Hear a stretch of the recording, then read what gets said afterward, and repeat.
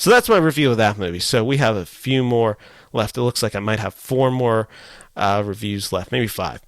Let's talk about the film that I meant to review a while ago. This film came out, I want to say, right before Veterans Weekend.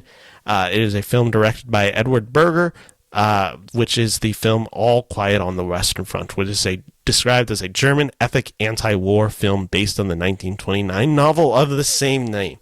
It is set in the closing days of World War I, and the film follows the life of a German soldier named Paul Bäumer, who ends up enlisting with his friends and finds himself exposed to the realities of war and shattering his hopes of becoming a hero.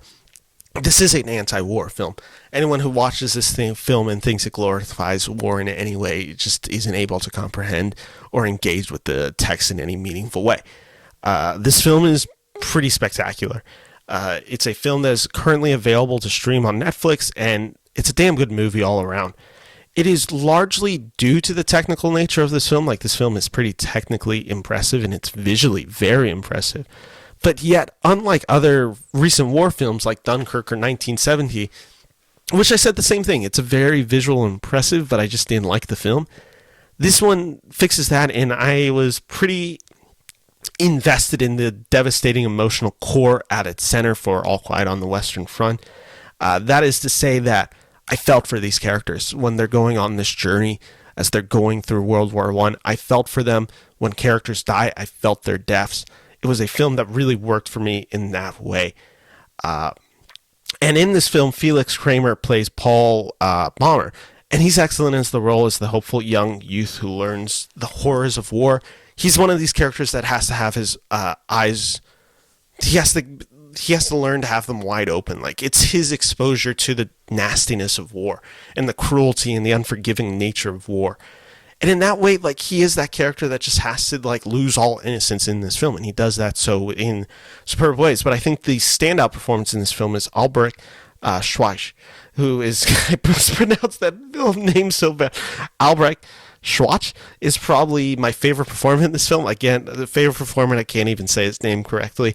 When I talk about him next time, I'll make sure to actually learn the pronunciation of his name. But he plays the character Kat Kaninsky, who's Bäumer's friend and his pseudo mentor. He's the one who kind of takes the character of Paul under his wing and teaches him basically the realities of war. He's really good in this. He is just, everything with this character is pretty impactful in the most, like, devastating ways and scenes. Like, there is a lot with this character that you're just sold in. And if you've read the story of All Quiet on the Western Front, or really just know World War I history and the trench warfare, you know it's ugly. And you know that this film is going to be disgusting and hard to look at, and boy is it. The war scenes are visceral and horrifying. The movie feels disgusting and lived in the worst possible way. Like, you just feel dirty while watching the movie, especially when they're going through the mud, when they're all getting, like, when they're getting the water in the boots and you hear their boots squishing with water, and you're just like, oh, it's trench foot. And just, like, the bullets flying, people's heads exploding, grenades, like, impaling. Then you have the barbed wire and just the rats everywhere. This movie is visceral, and it's so intense.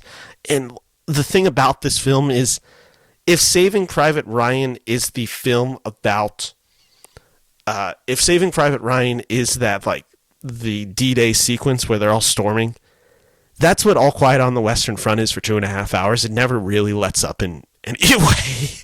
It's really hard to watch. It is kind of like the D-Day sequence for 2.5 hours, and for a lot of audiences, that's probably too much. And it really, to me, it really drove the point of the film, which is the meaningless and cruelty of the war, and it blows it up in just brutal fashion. And the No Man's Land sequence is just incredible. Like, there's a few scenes that involve No Man's Land. There's one in the middle that particularly involves a tank, and it's some of the best technological design you'll see this year, and the best use of sound that you might see this year. It is so scary. It is, like, maybe one of the scariest films you'll see in that, like, 20-minute sequence. And the film that, like, the part that really ties it and the emotion that I talk about in this film is actually largely found in Daniel Brühl's character. this is a character that for the beginning of the film, you're kind of lost, like what exactly is going on. But you need this character to get to the resolution that that character in this story gets to for the film to be as impactful as it is. And you know where it's going. Like, that's what I'll say. This film isn't particularly original. Like, you should guess where the film's going pretty easily.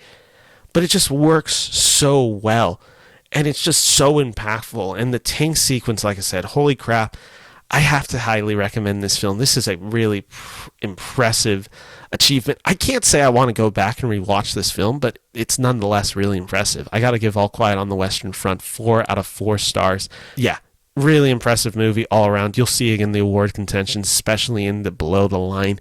Probably international feature, and maybe it could even sneak in for Best Adapted Screenplay and Best Picture. We will see, but highly recommend All Quiet on the Western Front. It is available to stream on Netflix. Do it so.